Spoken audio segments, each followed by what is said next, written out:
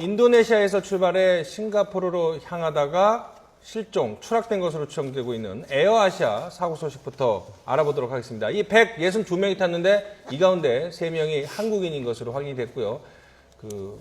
안타까운 사연들이 이제 나오고 있는데 3명입니다. 이 박성범 선교사 가족입니다. 지난 여름에 찍은 사진인데요. 이 선교 활동 때문에 인도네시아에 갔다가 여권 만료돼서 싱가포르로 가다가 변을 당했습니다. 이 돌도 아직 안 된 자녀가 있고요. 안타까운 사연인데, 자, 지금 저 사진을 보고 관련 기사를 보니까는 더 마음이 좀 짠한데, 네. 정 변호사님 어떤 분들이시죠? 이제 30대 두 젊은 부부이고 또 딸은 지금 이 사고가 이 돌 한 달 앞이라고 해요. 예. 그 돌을 한 달 앞두고 있는 갓난아기 이렇게 3명이 탄 건데 네. 이 부부는 원래 인도네시아에서 선교 봉사활동을 주로 했었고 네. 특히 박성범 씨 같은 경우에는 이 캄보디아에서만 4년 동안 선교 활동을 하고 네. 그러니까 누가 봐도 굉장히 봉사활동 열심히 하고 모범적으로 사는 부부인데 이번에 잠깐 비자를 연장하기 그렇죠. 위해서 예. 어쩔 수 없이 싱가포르를 가는 도중에 이런 일을 당해서 너무 안타깝고요. 또 예. 저 갓난아기 예. 지금 그 탑승한 승객 중에 가장 최연소라고 하는데 예. 너무 안타깝습니다. 그러니까 너무 밝고 또 착하게 생기시고 또 좋은 일을 하시는 분들이 또 11개월밖에 안 된 자녀와 함께 이 외국에서 좋은 활동을 하다가 변을 당해서 더 안타까움을 당한 것 같은데요. 자, 이 에어아시아라는 것이 이제 말레이시아 소속인데 저가 항공사로 상당히 공격적인 마케팅을 하는 것으로 유명한데요. 자, 이 에어아시아가 사실 우리나라하고도 몇 가지 인연이 있지 않습니까? 이동영 작가? 네. 뭐 가장 최근에는 땅콩해양 사건 논란이 있었지 않습니까? 예. 그럴 때 뭐 전 세계적으로 우리가 뭐 조롱을 많이 당했는데 대한항공이 그 조롱한 사람 중에 한 명이 가장 유명한 사람 중 한 명이 바로 에어아시아의 회장인 예. 토니 페르난데스라는 사람이죠. 에어아시아 회장으로 있으면서 당시 대한항공 사건이 터지자 허니버터칩을 소주와 함께 제공하겠다. 자기는 자기 비행기에서 이렇게 이야기하면서 대한항공 사태에 대해 조롱했는데 사실 지금 돌이켜보면 단순한 조롱보다는 그 회항 사건에 편승해서 돈 안 들이고 자기들의 하려는. 그렇죠. 자기들의 항공사의 인지도도 높이려고 하는 어떤 계획적인 발언이었다고 보여집니다. 예. 보여지는데 원래 이 에어아시아 항공사는 말레이시아 국가가 가장 많은 주식을 갖고 있었거든요. 네, 예. 그러다 경영이 안 좋아져서 2001년도에 지금의 토니 페르난데스 회장이 인수를 했습니다. 인수를 한 뒤에 효율성인 경영을 내세워가지고 굉장히 공격적 경영을 했었죠. 그래서 비용을 대폭 삭감해가지고 지금은 뭐 아시아뿐만이 아니고 세계 최저 항공사로 자리매김한 그런 회사였는데 또 하나 우리랑 인연이 있었던 것은 그 박지성 선수가 뛰었던 퀸즈 파크 레인저스 거기 구단주가 바로 이 토니 페르난데스 회장이었고 이 양반이 또 박지성 선수를 개인적으로 굉장히 좋아했어요. 좋아해서 비행기에 박지성 선수 얼굴이 들어가 있는 그런 비행기를 만들기도 했었고 우리나라에도 뭐 몇 번 왔었죠. 그런데 우리나라에서는 환불 지연 사태가 여러 번 있어가지고 별로 우리하고는 인상이 좋지 않았는데 원래 이 에어아시아가 환불 불가 정책을 고수해서 우리나라에서 그걸 갖고 왔었거든요. 그런데 우리 공정거래위원회에서 그거 잘못됐다고 지적하는 바람에 그거랑 공정거래위원회하고 에어아시아 소속하고 많이 좀 다툼이 있었던 걸로 알고 있습니다. 자, 이 비행기 사고가 그렇게 흔한 사고, 자주 일어나는 사고는 아닌데 이상하게 올해만 말레이시아 소속의 항공사가 벌써 3번이나 사고를 일으켰습니다. 한번 그래픽을 보시면서 이 정리를 한번 해드릴 텐데요. 이 첫 번째 사고가 말레이시아 항공기의 실종 사고입니다. 예. 보시는 것처럼요. 지난 3월에 발생을 했고 원인은 아직까지 밝혀지지 않았습니다. 탑승자는 모두 239명이었는데 사망이 아니라 아직까지 실종 사태입니다. 그러니까 찾지를 못했기 때문인데 호주 서부 쪽에서 발생한 사건입니다. 자, 그리고 뭐 이 외에도 여러 가지 큰 사건 사고가 있었고 뭐 친러 반정부군에게 격추를 당한 경우도 있었는데 이게 모두 다 이상하게도 또 말레이시아 소속의 항공사였습니다.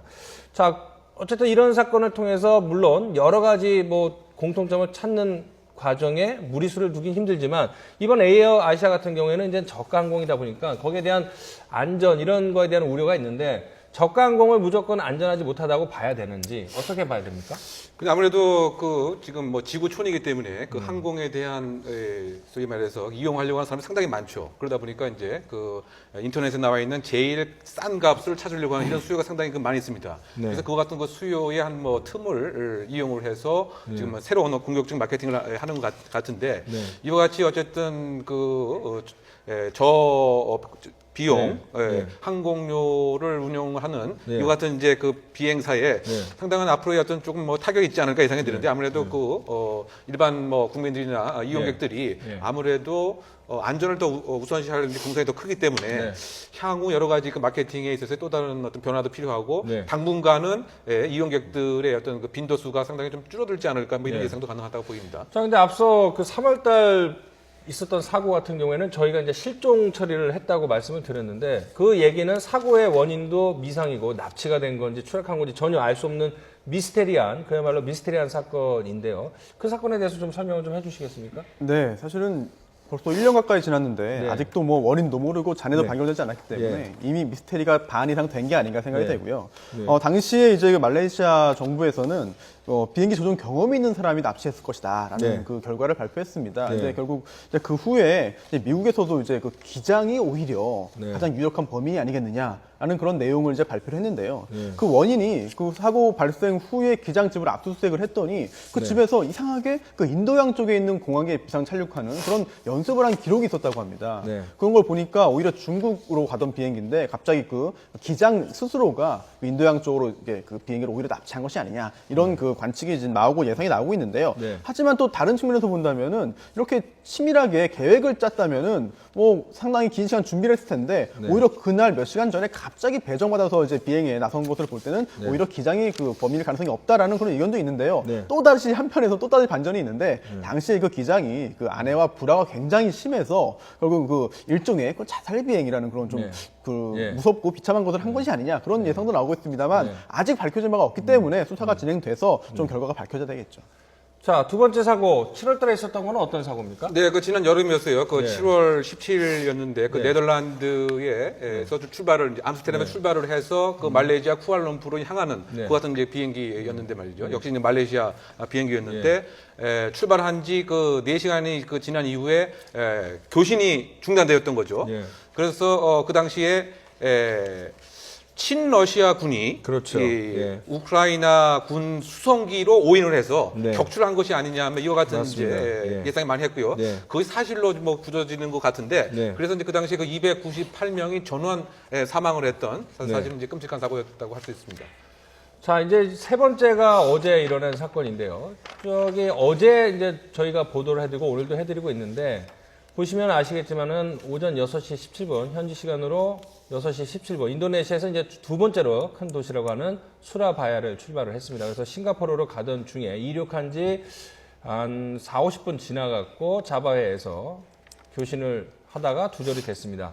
저기서 이제 비정상적인 항로 변경을 요구를 했는데 악천후 때문이라고 했습니다. 자, 상식적으로 저 지역은 적도 부근이고 그래서 천둥 번개가 자주 치는 지역인데 악천후라는 건 충분히 예상을 비행 전에 했을 텐데 무리하게 한 게 아닌가 이런 뭐 지적도 있는 것 같아요. 어떻게 보십니까? 그러니까 지금 에어아시아가 발표한 걸로는 네. 이제 이 비행기 자체가 예정대로 정비를 마친 비행기이고 조종사들도 그 운항 경험이 많은 조종사이다. 이 말은 뭐냐면 이번 비행기의 실종이 조종사의 과실이나 어떤 기체 결함으로 인한 네. 뭐 추락 이런 것은 아닐 것이다라고 네. 이제 에어아시아는 일단은 말하고 있는데요. 네. 방금 앵커님이 말씀하시다시피 중간에 기상 악화를 이유로 항로 변경을 요청을 했는데 이것이 정말 기상의 이상으로 인해서 그런 비행기가 실종된 것이냐 아니면 이 기상 악화를 원인으로 항로 변경을 한 것이 납치범의 어떤 협박에 의한 것이냐 네. 두 가지가 좀 갈릴 수 있을 것 같습니다. 네.